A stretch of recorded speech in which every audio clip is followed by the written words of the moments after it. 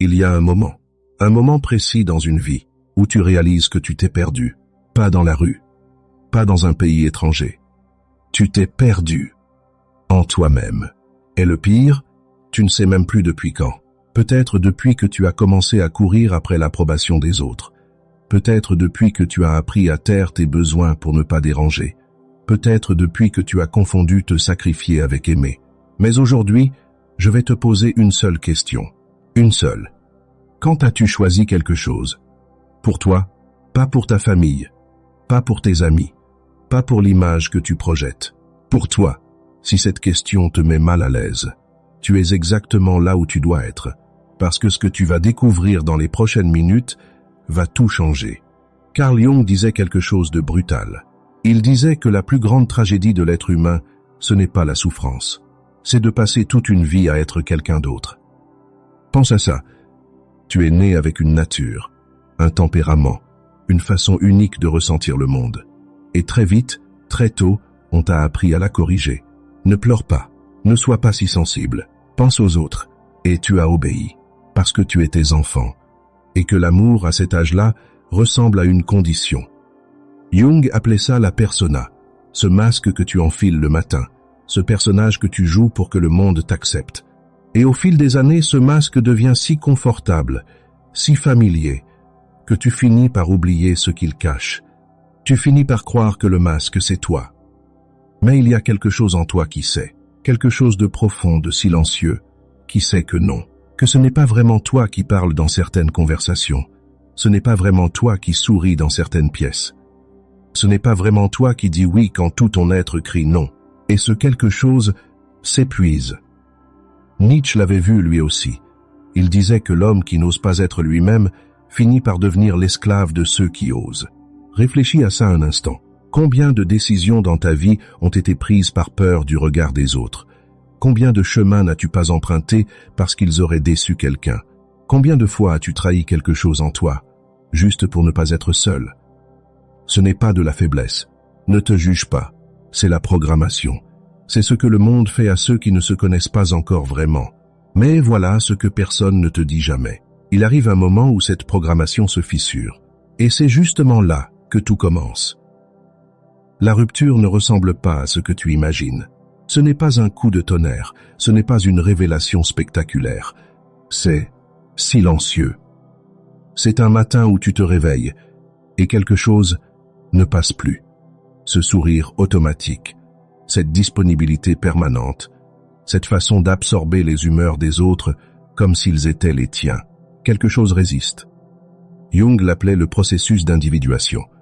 Ce moment où le soi profond commence à refuser l'étouffement, où l'être authentique pousse contre les murs du conditionnement, comme une graine qui fracture le sol pour atteindre la lumière. Mais attention, ce moment n'est pas confortable. Pas du tout. Parce que se choisir soi-même pour la première fois, ça ressemble d'abord à une trahison. Tu vas avoir l'impression de blesser les gens que tu aimes. Tu vas te sentir égoïste, ingrat, difficile. Les autres vont te dire que tu as changé, et ils n'auront pas tort. Tu auras changé, mais dans quel sens? Dans le seul sens qui compte vraiment. Épictète disait que la liberté ne commence pas quand on obtient ce qu'on veut. Elle commence quand on cesse de craindre ce qu'on ne veut pas. Et ce que tu ne veux plus, c'est te trahir. Observe quelque chose maintenant. Pense à la dernière fois où tu as dit oui alors que tu voulais dire non. Qu'est-ce que tu as ressenti dans le corps? Pas dans la tête, dans le corps. Cette tension dans la gorge, cette lourdeur dans le ventre, ce léger vertige, comme si quelque chose en toi venait de se soustraire. Ce signal-là, tu l'as ignoré combien de fois? Voilà la vérité que personne ne veut entendre. Chaque fois que tu te trahis, tu envoies un message à ton inconscient. Le message suivant, je ne mérite pas d'être protégé. Et ton psychisme finit par le croire. C'est ça l'enjeu réel de se choisir. Ce n'est pas un acte égoïste, c'est un acte de survie psychologique. Et dans la prochaine partie, tu vas comprendre pourquoi ne pas se choisir. Finit toujours par coûter infiniment plus que tu ne le croyais. Il y a quelque chose que les gens ne voient jamais venir. Ils pensent que se sacrifier protège les relations, que se faire petit maintient la paix, que mettre les autres en premier crée de l'amour. Mais voilà ce qui arrive vraiment. Quand tu ne te choisis jamais, tu t'effondres. Pas brutalement. Pas d'un coup. Lentement. Silencieusement. Comme un bâtiment dont on retire les fondations une brique à la fois, Jung avait un concept qu'il nommait l'ombre. Cette partie de toi que tu n'as jamais autorisée à exister. Ta colère, tes limites, tes désirs inavouables, tout ce que tu as refoulé pour rester acceptable. Mais l'ombre ne disparaît pas. Elle attend. Et plus tu la nies, plus elle grossit. Elle ressort sous d'autres formes. Dans cette fatigue inexplicable qui ne passe pas, dans cette irritabilité soudaine pour des petites choses, dans ce sentiment vague que ta vie ne t'appartient pas vraiment, dans cette distance que tu ressens même au milieu des gens que tu aimes. Tu as déjà ressenti ça? Cette sensation d'être là, et pourtant absent, présent dans la pièce, absent de toi-même. Dostoïevski écrivait que le plus grand mal qu'un homme puisse faire n'est pas de blesser les autres, c'est de se mentir à lui-même, parce que tout découle de ce premier mensonge. Le mensonge que tes besoins comptent moins, le mensonge que tu n'as pas le droit de prendre de la place, le mensonge que valoir quelque chose doit se mériter en te donnant sans compter. Et les relations que cet abandon de soi crée, écoute bien, elles ne sont pas des relations, ce sont des dépendances déguisées en affection. Les gens ne t'aiment pas pour qui tu es quand tu t'effaces. Ils t'aiment pour ce que tu fournis. Et le jour où tu cesses de fournir, tu découvres avec douleur à qui tu avais vraiment affaire. Mais voilà ce que je veux que tu retiennes. Ce n'est pas leur faute. C'est le contrat tacite que tu as accepté. En étant disponible pour tout le monde, tu as signé un contrat. Et les clauses de ce contrat disaient « Je n'ai pas de limite, je n'ai pas de besoin, je suis ici pour toi. » Et maintenant, le moment est venu de résilier ce contrat. Pas avec colère, pas avec drame, avec conscience. Mais ça demande quelque chose que la plupart des gens ne font jamais. Ça demande de regarder la vérité en face. Et cette vérité, elle attend, dans la partie suivante. Jung parlait d'une nuit, pas une nuit littérale, une nuit intérieure. Il l'appelait la descente dans l'inconscient. Ce moment inévitable dans tout vrai processus de transformation où tu dois affronter ce que tu as évité pendant des années. Tes peurs véritables, tes blessures d'enfance non cicatrisées, les croyances qui t'ont emprisonné sans que tu le saches. Et, cette nuit, elle fait peur, parce qu'elle te force à être seul avec toi-même, vraiment seul, sans distraction, sans les rôles que tu joues, sans les autres pour te définir. Dans notre monde hyper connecté, c'est peut-être la chose la plus difficile qui soit, être là, juste là, avec soi-même. Mais voilà le paradoxe que Jung avait compris. C'est précisément dans cette solitude-là que quelque chose se reconstruit. Pas la solitude de l'abandon, pas la solitude du rejet, la solitude souveraine, celle où tu commences à entendre ta propre voix, celle où tu arrêtes de confondre les attentes des autres avec tes propres désirs, celle où tu te retrouves. Spinoza avait une idée qui dérange. Il disait que la plupart des hommes croient agir librement, uniquement parce qu'ils ignorent les causes qui les font agir. Écoute bien ça. Tu crois choisir, tu crois décider, tu crois que tes réactions t'appartiennent. Mais si personne ne t'a jamais appris à te connaître vraiment, tu n'es qu'un effet. L'effet de ta peur, l'effet de ton conditionnement, l'effet du regard des autres. Se choisir soi-même, c'est passer des faits à cause, c'est arrêter de subir sa propre vie.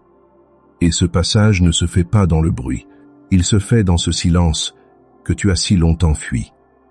Se choisir soi-même, ce n'est pas décider un matin d'être différent, c'est un acte quotidien, parfois douloureux, souvent à contre-courant. C'est ce moment où tu remarques l'impulsion de t'effacer, et tu ne le fais pas. C'est ce moment où tu remarques l'envie de t'expliquer, et tu gardes le silence. C'est ce moment où quelqu'un te teste, et tu n'as plus besoin de réussir son test. Ces petits moments, ces micro-décisions, c'est là que se bâtit une nouvelle identité.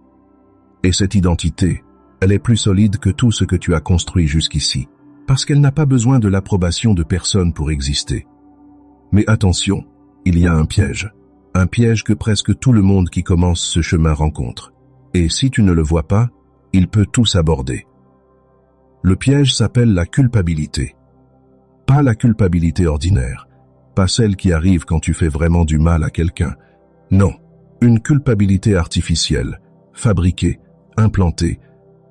Elle ressemble à ça. Tu poses une limite, et immédiatement quelque chose en toi murmure.